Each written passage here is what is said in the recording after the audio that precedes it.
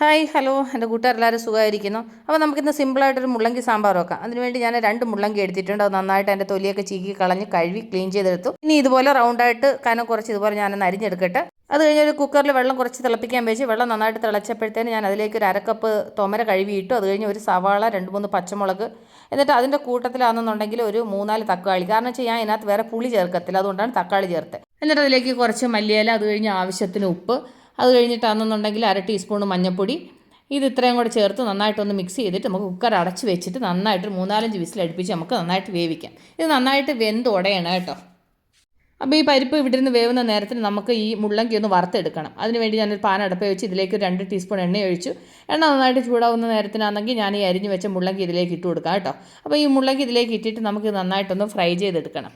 അപ്പോൾ അത് നന്നായിട്ട് ഫ്രൈ ആയിട്ടുണ്ട്. അപ്പോൾ ഇതിലേക്ക് നമുക്ക് ഒരു 1/4 ടീസ്പൂൺ മഞ്ഞൾപ്പൊടി, അത് കഴിഞ്ഞിട്ടാണെന്നുണ്ടെങ്കിൽ എരിവിന് മുളക് പൊടി, ഞാൻ 2 ടീസ്പൂൺ മുളക് പൊടി ചേർക്കുന്നുണ്ട്. നിങ്ങൾക്ക് എരിവ് എത്ര വേണം അതിനനുസരിച്ച് ചേർക്കണം.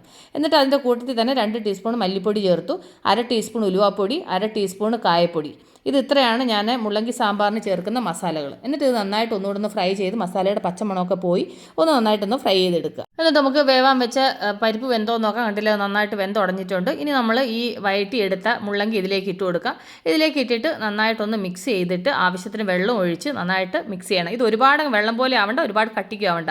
നമ്മൾ സാമ്പാറൊക്കെ വെക്കുന്നില്ല അതുപോലത്തെ ഒരു അവസ്ഥയിൽ കേട്ടോ. അപ്പോൾ ഞാൻ ആവശ്യത്തിന് വെള്ളമൊക്കെ ഒഴിച്ചു. എന്നിട്ട് ഞാനാണെങ്കിൽ ഒന്ന് ഉപ്പിൻ്റെ ടേസ്റ്റും കൂടെ ഒന്ന് നോക്കാം. കാരണം വെച്ച് കഴിഞ്ഞാൽ കൊണ്ട് മുള്ളങ്കി പരിപ്പ് വേവിക്കാൻ നേരത്ത് ഉപ്പ് ചേർത്തായിരുന്നു, എന്നാലും ഉപ്പുണ്ടോ എന്ന് നമുക്ക് നോക്കാം. അപ്പോൾ എനിക്ക് ഉപ്പ് കറക്റ്റാണ് കേട്ടോ, ആവശ്യത്തിനുള്ള ഉപ്പുണ്ട്. ഇനി നമുക്കിതൊന്ന് അടച്ച് വെച്ചിട്ട് ഒരു വിസിലൂടെ ഒന്ന് അടുപ്പിക്കണം. കാരണം നമ്മൾ ഇതിലേക്ക് ഇപ്പം മുള്ളങ്കി ചേർത്തതല്ലേ ഉള്ളൂ, അതുകൊണ്ട്. അപ്പോൾ അതൊരു വിസിൽ അടുപ്പിച്ചെടുക്കാം. എന്നിട്ട് നമുക്ക് അതിനൊന്ന് കടുക് വറക്കണം. അതിനുവേണ്ടി ഞാൻ ചീനിച്ചിട്ട് അടുപ്പ് വെച്ച് ഇതിലേക്ക് 2 ടീസ്പൂൺ എണ്ണ ഒഴിച്ചു. എന്നിട്ട് ഇതിലേക്ക് കുറച്ച് കടുക് ഇട്ടു.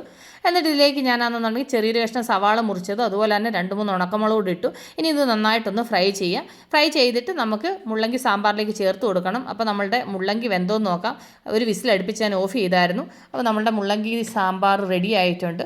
ഇനി നമുക്ക് ആ കടുക് വറുത്ത് വെച്ചേക്കുന്നതും കൂടി ഇതിൻ്റെ കൂടെ അങ്ങ് ചേർത്ത് കഴിഞ്ഞാൽ സാമ്പാർ റെഡി. അപ്പോൾ എൻ്റെ കൂട്ടുകാർക്ക് ഞാൻ നിങ്ങളായിട്ട് ഷെയർ ചെയ്ത് തന്ന ഈ സാമ്പാർ റെസിപ്പി നിങ്ങൾക്ക് ഇഷ്ടപ്പെട്ട് കാണുമെന്ന് വിശ്വസിക്കുന്നു. അപ്പോൾ നമ്മൾ ഉടൻ തന്നെ അടുത്ത വീഡിയോ ആയിട്ട് വീണ്ടും കാണുവരെ ടേക്ക് കെയർ, ബൈ.